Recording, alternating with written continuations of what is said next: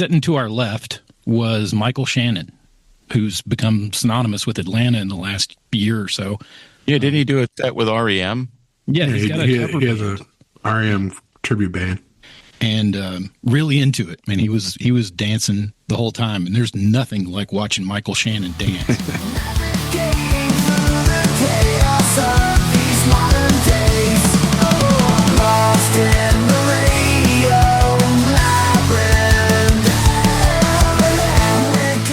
Hey, everybody. I hope you had a great Thanksgiving. I just threw away the last of my macaroni and cheese that I made that I really enjoyed this year because I asked ChatGPT if I should eat it. It said, no, listeria. That was almost a week ago, you dummy. Throw it out. So I threw it away. Thank you, ChatGPT, for saving my life. And thank you, Grok, for wasting hours and hours of my time. Speaking of holidays, we have our first, I think this is probably the first real big Christmas event of the season. Why, it's Radio Labyrinth. We're all getting together. I call it a hootenanny. Jeff doesn't like the hootenanny thing, so we'll just call it a get-together. Well, tomorrow, since today, the show comes out on the 6th, December 7th from 1 to 4 at Atlanta Pizza in Euro in Conyers. We've been there so many times. We look forward to going out there and eating some delicious food and sharing kef with everyone. You have to be a Dark Tower fan to understand that, but we will share your kef, and you can share your kef, and make sure your kef is a dessert. Jeff will be there with his cookies, I hope. You're going to make the Ritz cookies, Jeff? I don't know. You better. We hope you can all come out.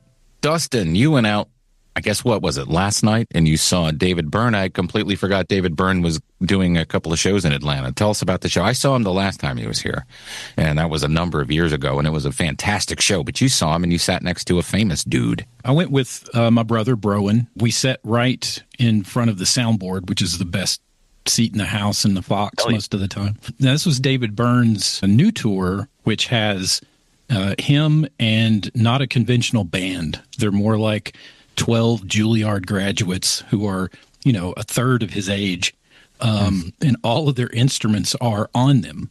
So like a marching band, they move around, and the entire performance was choreographed, which was crazy from the beginning to end. And it had a huge 7-screen surround around them that put on these videos during each song. And it was an awesome show.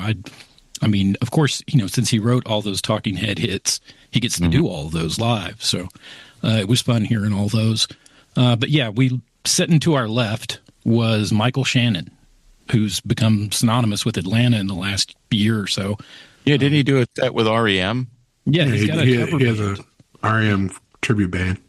And really into it. Man, he was dancing the whole time, and there's nothing like watching Michael Shannon dance. You a big dude?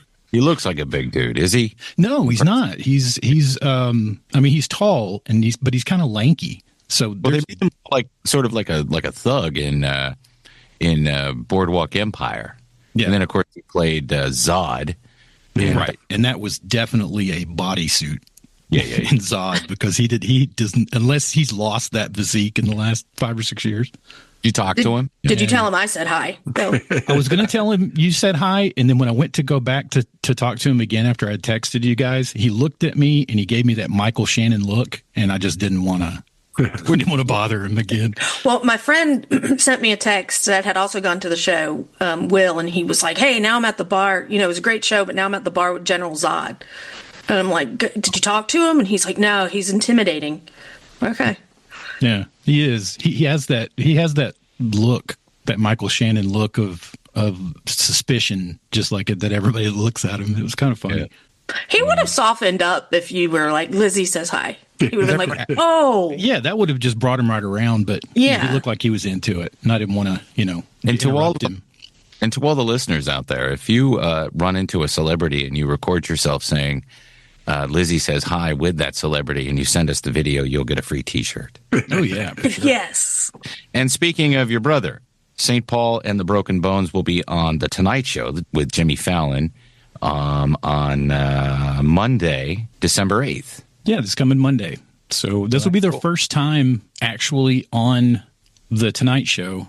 And it will... Oh, I can't wait. Oh, you guys are so good. But this will also complete their little bucket list because now they'll have done every TV talk show, night show. They're such a good band. Since they've got their own label, looks good for them. They're kind of in charge of their career now instead of being led around by a label. That's great. Good stuff. That's great. Well, everybody tune in and watch it, and maybe we'll get them back on the show again. Yeah, sure.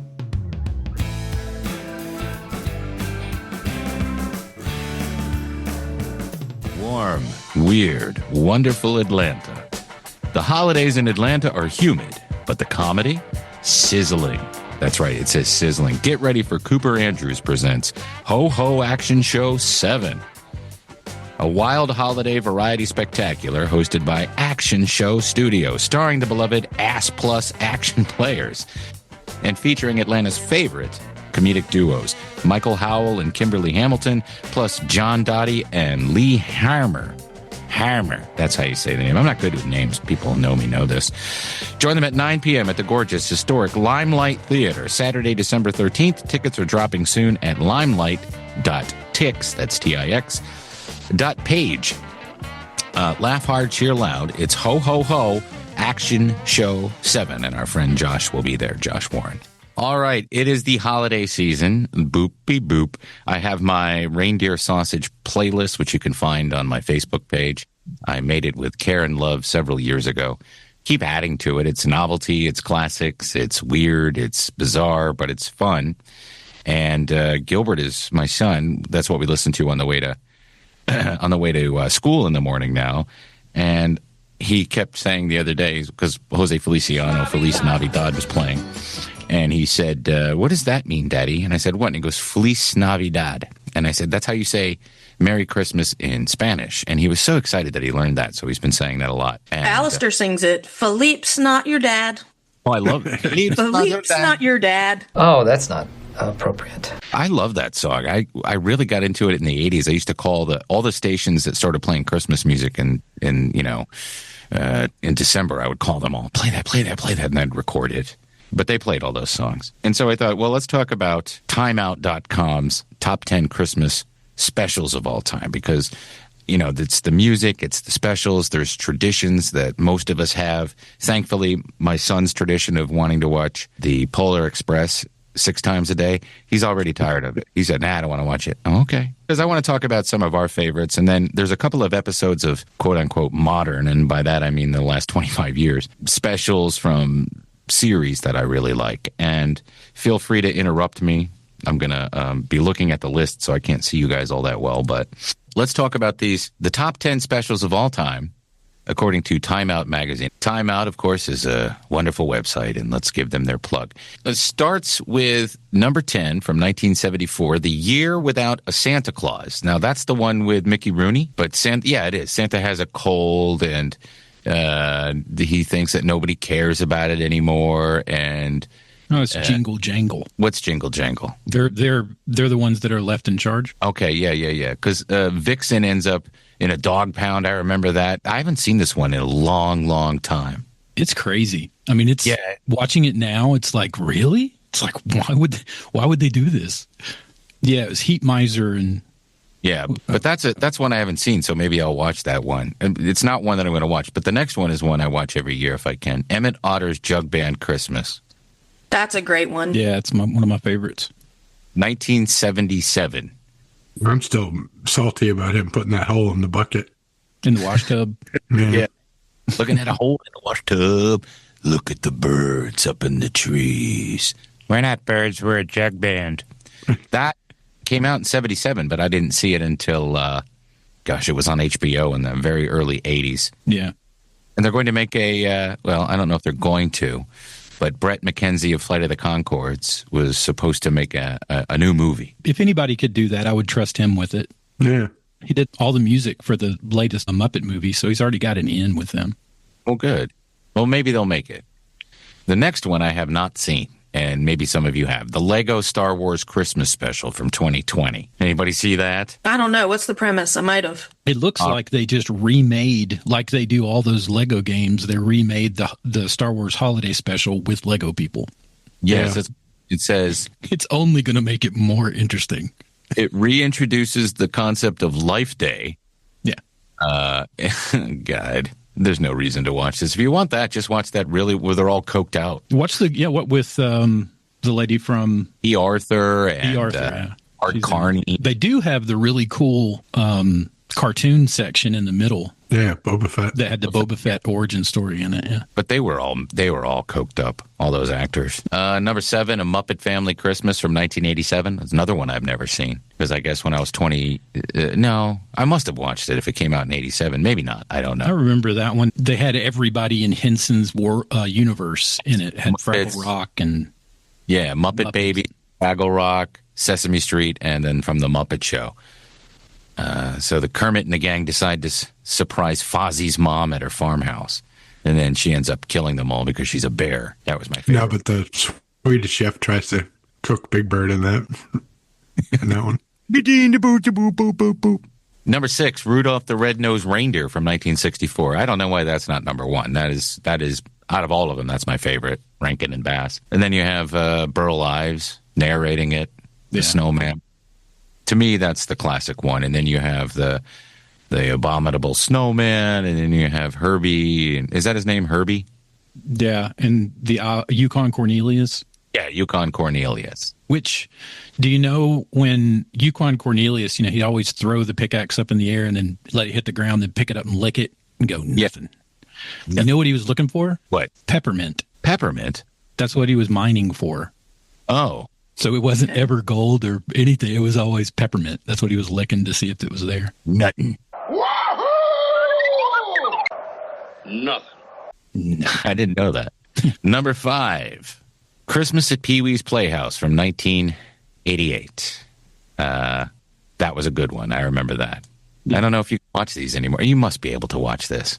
It had Little Richard in it, Magic Johnson, Grace Jones. That's really interesting. Did you watch that, Jeff, when it came out? Yeah, I'm sure I did. Number 4, I can't watch anymore because last year Gil was obsessed with it, and I saw it 100 times. Frosty the Snowman from 1969. With Happy birthday. Yeah. Yeah, my daughter was obsessed with that too when she was little, and she would cry when it would melt down when it was over. It was only 20 minutes or so? 22 minutes, yeah. It goes by. And it'd be like an hour's worth of crying. Yeah. But it is good. It's just, that was always the one that when it would come around, I'm like, okay, we'll get this one out of the way and then the Peanuts will be on soon. Number 3, Simpsons Roasting on an Open Fire. That's the first, technically or officially, the first episode of The Simpsons, isn't it? Was it the holiday special before the series started? Yeah, 1989. Let's see. But its very first episode establishes much of what we'd come to know as to love about America's favorite family. Bart gets in trouble for singing Jingle Bells at the school pageant, but not as good as Robert Goulet sang it. Jingle bells, Batman smells, Robin laid an egg. Batmobile lost its wheel and the Joker got away. Hey! Gilbert loves that, by the way. I have that on his novelty list. And he runs around the house, Jingle bells, Batman smells. But he can't remember the rest of it. But man, that's what kicked it all off after the, the shorts on Tracy Ullman. And so it was the next Christmas that they got the dog? Must be. Because I know they got him real early. Homer doesn't get his bonus, so he has to do a bunch of side gigs. And then he blows it all at the dog track. Yeah, so they do get Santa's Little Helper. That's where they got Santa's Little Helper. Okay. How the Grinch Stole Christmas from 1966 is number 2. That is a classic. The movie's not good. That was a really good one. That one almost is tied up there with Emmett Otter for playing at our house every year, at least one of them, if not both. The cartoon movie's pretty good, not the live action. The one with Cumberbatch. Yeah. Yeah. The one that Scott Mosier produced. Oh, I imagine that's good then. I haven't seen that one. He's nice in it. I mean, he's still the Grinch, but he's nice. My son was asking me why he's a Grinch, and I said, I don't know. He's green. Ooh, how can you answer that? And then number 1 is probably the right choice. A Charlie Brown Christmas from 1965, which if you're Gen X, you grew up watching that every year, and you could only watch it once a year. When you got VCRs, you could tape it and then watch it again and again and again if you wanted to. And now I think you have to have an Apple Plus, or you have to have an Apple. Is it on Apple? Yeah, it's exclusively, all of his stuff is exclusively on Apple. Stuff. Yeah, I can't watch it. Why? Oh, because I don't have Apple. Because it's an Apple. Because she's the reason our text thread turned green. Yeah. Well, it's segmented, It's segmented on YouTube, or you can find it and download it someplace. Or if you have a VCR, just go buy a VHS tape or a DVD player. Go buy the DVD. I'm going to start doing that. That's one of my things in January. In 2026, I'm going to start buying physical media again. Not like Moneybags Dustin with his 4K every week. Right, they're digital. I'm gonna buy an 8-track player in 26. Yeah, That's a smart choice. I have two like getting a reel to reel. Yeah. I'd rather have a reel-to-reel than an 8-track because I listen to Meatloaf's Bat Out of Hell every now and then. And I used to listen to that on 8-track all the time when my mom had it. And it doesn't matter what the songs that I'm listening to, I know where the fade out was when it went to the next track. So it sticks with me. Just like my mom had Frank Sinatra's Christmas album, and it always skipped during Merry Crit, Merry Crit, Merry Crit. And I have it, I listen to it streaming, and it's in my head. Merry Crit, Merry Crit, Merry Crit. Hey, Radio Labyrinth is also brought to you by the Punchline Comedy Club in Sandy Springs, Georgia, tucked inside of the legendary Landmark Diner. Do you want some more coffee? The Punchline remains Atlanta's longest-running premier comedy late-night comedy laugh club, where you can get a huge slab of cake or pancakes to satisfy any cravings you have while you are laughing. Coming up at the Punchline, December 4th through the 6th, it's Erica Rhodes, who is very, very funny. You know her from movies and television and stand-up and Prairie Home Companion and Not Doing Our Show. On the 6th, you have Steven Taylor and Lou Ferris. On the 10th, Dominic Pupa. He's going to be someday a butterfly. On the 11th, you have Dan Donahoe, or Hugh. The 12th through the 14th, Taylor Williamson. On the 15th, Landon Bryant. And on the 18th, Carter Anderson. Carter Anderson is that comedian. And remember, Patreon members, you can look for that alert each and every week. We only had one person sign up for it this week, so no giveaway. Keep an eye out for a weekly post offering you a chance to win a pair of passes to an upcoming show. Go to punchline.com for tickets and information. Based on this list, what is your one that you're not going to miss TV special and movie? I just put Scrooged. I didn't pick one from the list, but if I'd had to, I guess I would. I've watched Emmett Otter's Joe Bear Christmas more than probably any of the other ones. Yeah. That's your favorite? Yeah. And Scrooged, I love watching Scrooge. I can't watch it with Gil, though. Although it's not too dirty, right? I think you can watch it with Gil. Yeah? I don't know. I think a lot of things mull go over his head, but there is I don't know how you guys feel about gun violence. Yeah, at the end with Bobcat. I can't get the antlers glued onto this little guy. I tried crazy glue, but it don't work. Have you tried Staples? Staples? Well, he's redeemed. Buddy Hackett, you got to be careful with. Although he does like Shapoopy, so maybe he'll go, oh, that's the Shapoopy guy. Like I said, it was a toss-up, but I'll go with The Grinch Who Stole Christmas for the special. And for the movie, every year we have to watch Christmas Vacation. What are you looking at? Oh, the silent majesty of a winter's morn, the clean, cool chill of the holiday air, and an asshole in his bathrobe emptying a chemical toilet into my sewer. Shitter was full! Ah, yeah. You checked our shitters, honey? Clark. It's kind of a cliche now, but it's cliche for a reason. Exactly. I watch it every year, but it's not my favorite, but I get it. My favorite off of that list would be Emmett Otter. And then I consume a lot of Christmas movies, so this was hard for me to come up with what my favorite is. But I'm going to say A Christmas Carol. And I love the 1951 one with Alistair Sims. Yes, that's the best. Then so that would be third. Next one would be Albert Finney, which is a musical. That's Christmas a good one. Carol. Mm-hmm. Then Mickey Mouse's A Christmas Carol. I love that. But the one that I think is really well made that I love watching. I mean, I love watching all of them, but my favorite one is Disney's Christmas Carol with Jim Carrey. Okay.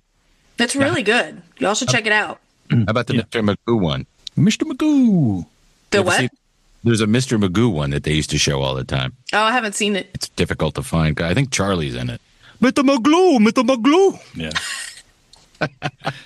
Mr. Magoo. I loved Mr. Magoo, but I watched that one every year when it was on. It's pretty good animation, but it's a good one if you can find it. Probably it's on YouTube. And then the other one that is probably very difficult to find, but you might be able to find it on YouTube, that I used to watch every year. The Rich Little, where he plays all the characters and does impressions of people, and Ebenezer Scrooge is W.C. Fields. That'd be and cool. Yeah, they don't show that anymore. It was in syndication for a long time, but I used to love Rich Little. So I guess on my list here, Charlie Brown Christmas is my favorite. It's a perfect half hour of Christmas special. And then my holiday movie that I watch every year is Trading Places. Absolutely my favorite. You were in Nam? So were we. Where? I was in, Sang Bang, Dangang, Those men wanted to have sex with me. Merry New Year! Happy New Year. In this country, we say Happy New Year. Thank you for correcting my English with Steve. John Landis movie. It's a very funny comedy. I think they didn't talk about it enough in the Eddie Murphy documentary, which was a lot different than I expected it to be. He's interesting, but they didn't really focus super much on his career. Did you guys watch it yet? Yeah. Yeah. I mean, not a lot of his, I don't know, I thought there'd be more clips and stuff, but it was about Eddie Murphy, and I learned a lot about him, and I still like him a lot. I love Arsenio, so I'm glad he was in it, too. There's a lot, every 70s show and 80s sitcom has, or show has a memorable moment. You know, a Christmas episode that you remember something from, or even the 90s. 2000s, my two favorites, and I love all the South Park ones, too, which I hope they do another one, but I don't know, they're talking politics too much. I'm all caught up, by the way. Those episodes are great. The Sopranos season 3 episode 10, To Save Us All from Satan's Power, is one of my favorites because they make Bobby Bacalari be Santa Claus and he doesn't want to. And the reason he has to do it is because they just killed Pussy Bump and Sarah, who did it every year, but they killed him the year before. Spoiler alert. And so they make Bobby do it, and he's like, I'm shy. Shyness is a curse. Remember that line? So he's doing the Santa Claus. And he keeps fighting him. And the great line from that is Paulie Walnuts going, the boss of this family told you you're going to be Santa Claus. You're Santa Claus. So shut the fuck about it. And then the little kid, because he's a dick to all the kids, and he goes, hey, you were already here. No, I wasn't. Yes, you were. And the little kid goes, fuck you, Santa. A great holiday cheer there. And then, have y'all seen this Aqua Teen Hunger Force Season 3, Episode 11 T-shirt of the Living Dead? I've seen it. There's a T-shirt that's owned by the Egyptian god Anubis, and Meatwad gets it. And so he does all sorts of things. But they bring Santa Claus there, and he ends up being horribly deformed.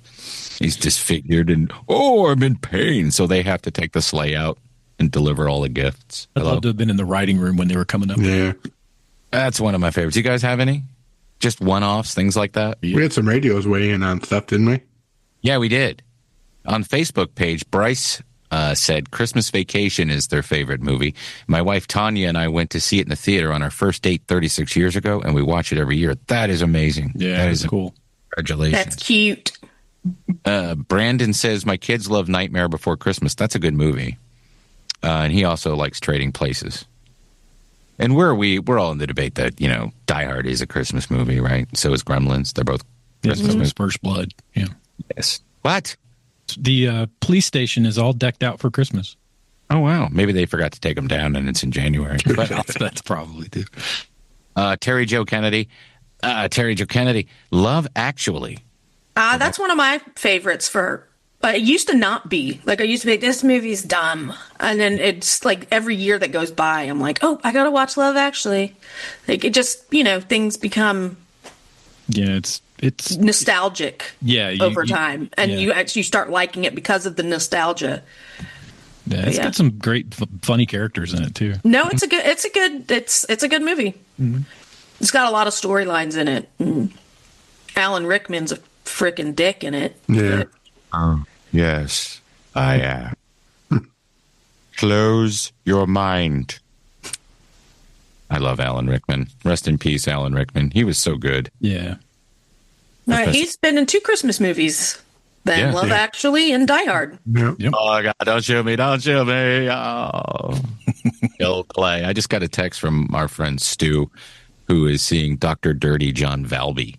Oh, no way. Weird. Yeah, in Florida. The guy looks like he's 1,000 years old.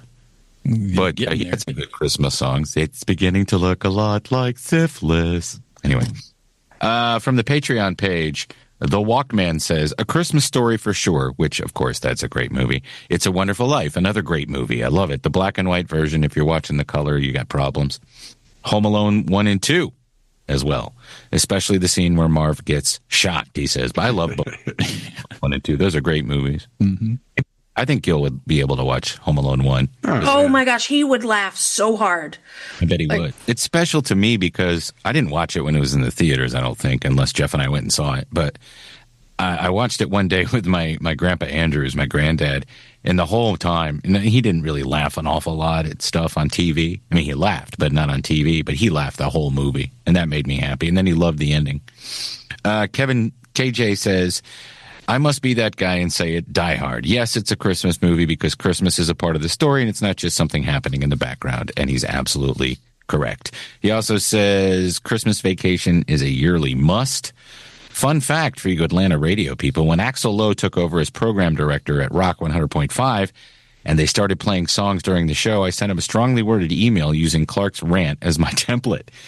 I guess because it wasn't Christmas time, he complimented me on my creativity, not knowing the email was plagiarized.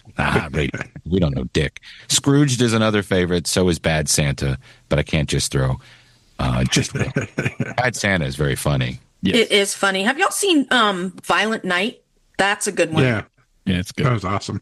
Yeah, that's become. We've watched that the past 2 years, so that's become our in our rotation. Mike Hall says Christmas Vacation, Home Alone, and Bad Santa. So we're seeing it. Roby says, by the way, that he hates Polar Express, and I agree. Mike Hall says Polar Express is a good movie, but it will be annoying after too many viewings. At least Eddie Deason is the voice of the annoying geek kid. Yeah, that's the best one for me. Rest of them are Tom Hanks.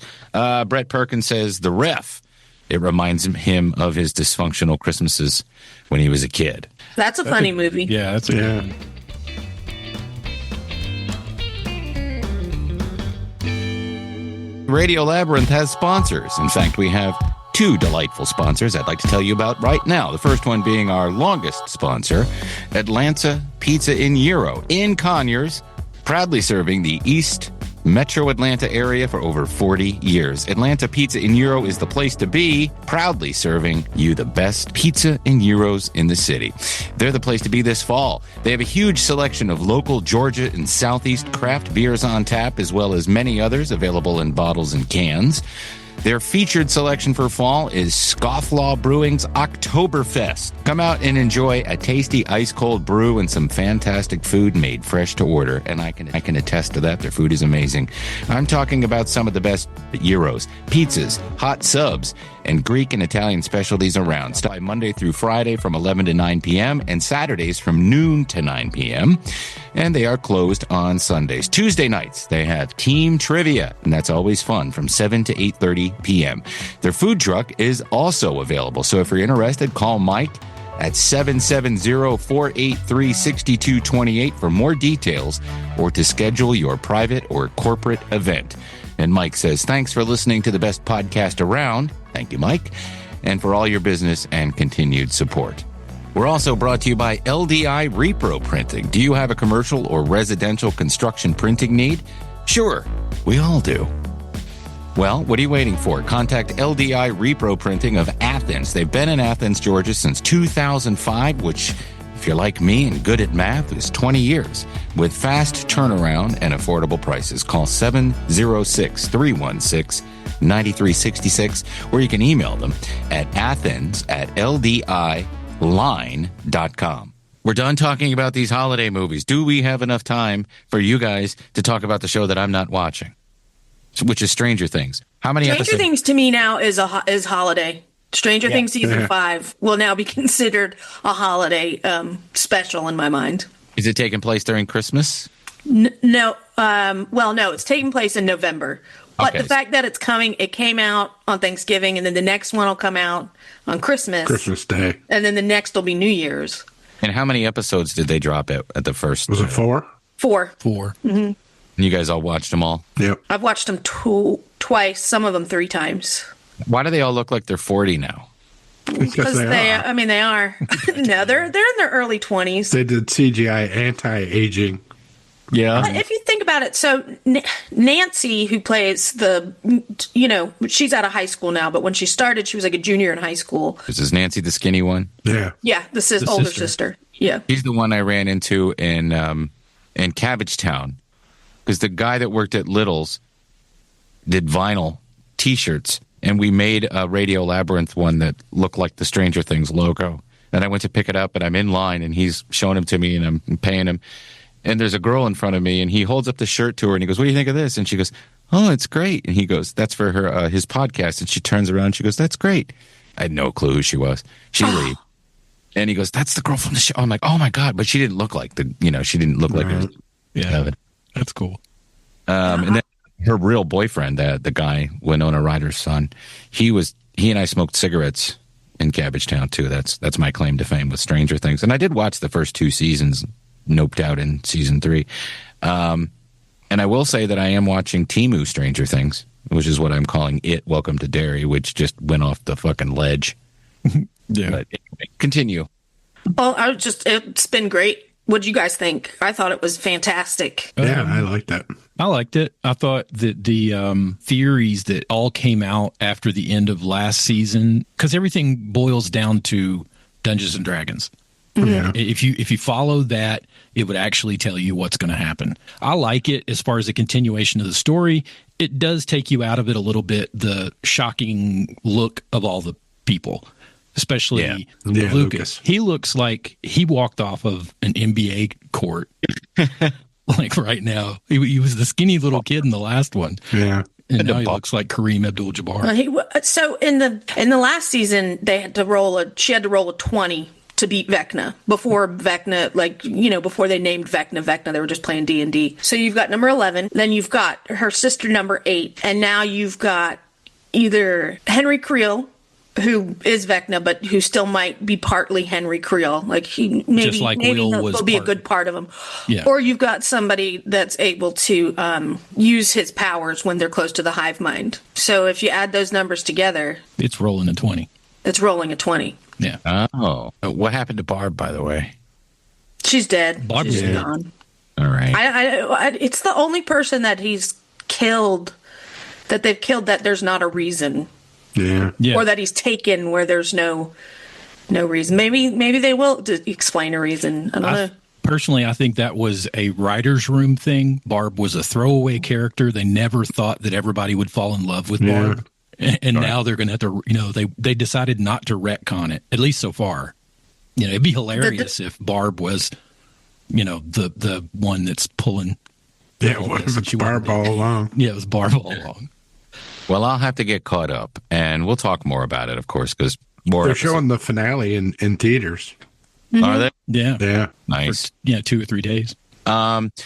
We do have our own Christmas special that we're working on. We'll get to it before the end of the year, before Christmas time. It's called The Christmas Turkey That Waited, and it looks like ChatGPT wrote it for Jeff. Unless Jeff wrote it. Did you write it all yourself, or did you use ChatGPT?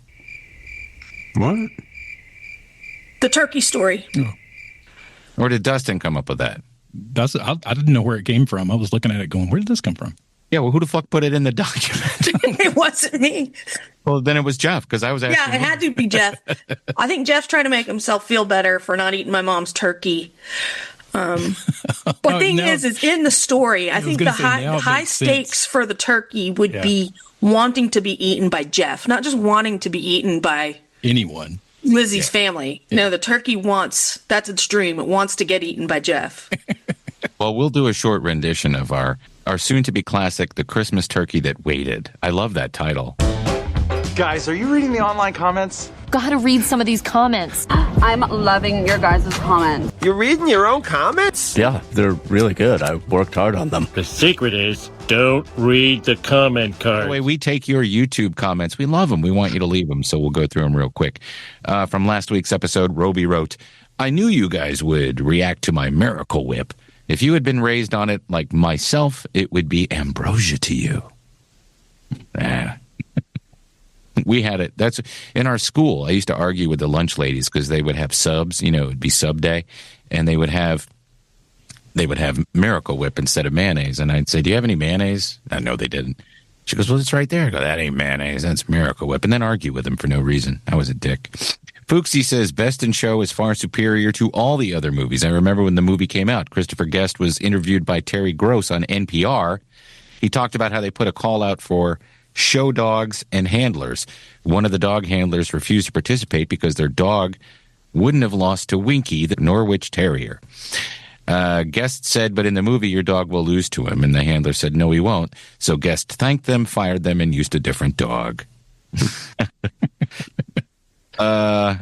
Roby also said, in reference to trashed fans annoying comedians, I believe Tim has told a story many times of being trashed and heckling one of his favorite comedians. Yes, I did. I think I talked about it last week, Norm Macdonald. I think that was very sad of me to do, and I apologize to you, Norm, in heaven. I wasn't heckling him. I was just quoting him from SNL like a drunk ass. I think that's the same as heckling, though. Like you're interrupting his show. Yes, and I was in the front row, which was also stupid of me. Lizzie, do you use Elf on the Shelf? The Elf on the Shelf? Yeah. We have those elves. Some form of elves, yeah. Dustin, your kids? No, you're too grown up. No, we had them, though. We had them for our daughter, the Elf on the Shelf. And we'd do crazy stuff. We'd do a zip line across the living room, and it's the elves would do it, right? Yeah. Yes. And my sister, Mandy, her kids are grown up, and she asked Al if he wanted to babysit for a little bit her elves. So now I have like 7 elves, and they're destroying my house. And Mandy's like, I don't want them back. I'm like, I'm bringing you your elves back, okay? Be sure you TP your house when you drop them off. I'm going to stuff them in her mailbox. I'm like, get them out of here. They had a snowball fight with Flower the other night in my kitchen. Completely destroyed it. God, we only have one, and his mischief is he couldn't open up Rice Krispie treats. But the power that they wield, I love the power that they wield, especially with a 4.5-year-old who every morning when he gets up, he wants to eat his breakfast and watch TV, which we all did. On Monday morning, I got up and I said, Frankie, that's the elf's name, wants to watch old episodes of Sesame Street. I put the elf up to where he can look at the TV, and we're watching Sesame Streets from the early 80s and late 70s, and those videos are cool. They're all written by hippies, not weirdo millennials. So it's a cool thing, and he's actually digging it. He likes the animation, and it's much different, of course. It's not HD, and of course there's no violence. It's slower moving, which is good for the kids. Yes, exactly. Yeah. But you're right. That's very important, is that it's slow. And he's enwrapped. You know what I mean? Because he watches these other things, and he's just slack-jawed. But he's asking questions when he's watching these. And he's going, he says, who do you like? I said, my favorite's Grover. And he's like, which one's Grover? And I said, he's the blue guy with the red lips. I said, he's funny. And he liked it. And he knows Bert and Ernie. But he does keep asking me, where's Elmo? And so finally I put on an episode with Elmo. And it's all about there's nothing, they're not learning anything. They're just talking about feelings and let's make something. And it's him and Big Bird. Anyway, I love the Elf on a Show. And there's a show, and I'm only really bringing it up because I interviewed the ladies that live in Snellville, the ladies that invented it. And that's a cool interview. I did that on my show, The Popcast, which you can find. Also with Lake Bell, talking about her neurodivergent book that I'm buying.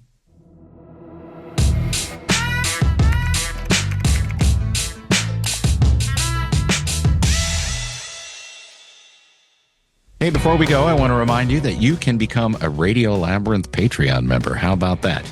Radio Labyrinth listeners, you radios, you can support us for the low cost of $5 a month. Only $5 a month. That's it. That's the only tier moving forward. You can keep it where it was before or lower it to $5, whatever you want to do. And this is aside from the executive producers. If you're paying more and want to reduce it, go ahead. Tariffs are hitting us hard. No, they're not. I mean, they're beautiful. The economy's great. And for anyone on the fence or looking to support us, make sure you add your address to the Patreon profile so we can get it and mail you a thank you letter and our latest sticker, which all went out last week. And for the executive producers, we'd love to have you join us as guests on Radios in the Dark. So far, we've had Mike Hall from Atlanta Pizza in Euro and another special guest coming up soon. But it's your show, and you help us keep it going with your generous donations, and we'd love to have you join us for the live Patreon show, Radios in the Dark. For $25 a month, you become a producer, an executive producer, that's your title, and you'll get a sticker, a shirt of your choice from our merch store, and a weekly shout-out on the show, plus the aforementioned opportunity to sit in with us while we record the live Patreon show. So without any further ado, let's thank our most recent additions to the producer column, Pat Squatch Talk Turner, and I will give you a plug for your podcast, Squatch Talk, Pat Turner. Scott Augustine. We also have Mike Walker, John Allen, Matt Carter, Chris Chandler, Mike D., Jim Fortner, Terry Fuller, Roby Neely, Jeff Peterson, Tim Slayton, and Brian and DJ Chelsea Smith. So thank you guys very much for supporting us. Hey, that's it. Please leave us comments. We don't have time for anything else. We're going to take a break. And, of course, if you're a Radio Labyrinth Patreon member, you can always join us on the live show. And we're doing one tonight with Brett Perkins from LDI Repro Printing. He's been a sponsor for a very long time, and he's going to join us. And you can watch that on the Patreon page. So you could do that if you become a Patreon member. Remember to like, rate, and review us on Spotify and always, or Apple or whatever. And we didn't have time, so maybe next week we can talk about our wrap-ups or whatever. Does everybody use Spotify? Yeah. I have YouTube Music, but it does the same thing. All right, we'll talk about our recaps because mine says I'm 97 years old. So we'll talk about it next week. I'll make a note to do that next week. Please remember to do all that stuff. And if you're watching us on YouTube, leave a comment, please. We love reading them. Have fun with it. And like and subscribe and share it with all your friends and all that stuff. So until next week, please remember to keep it canon. They say all good things come to an end. What's that got to do with this show?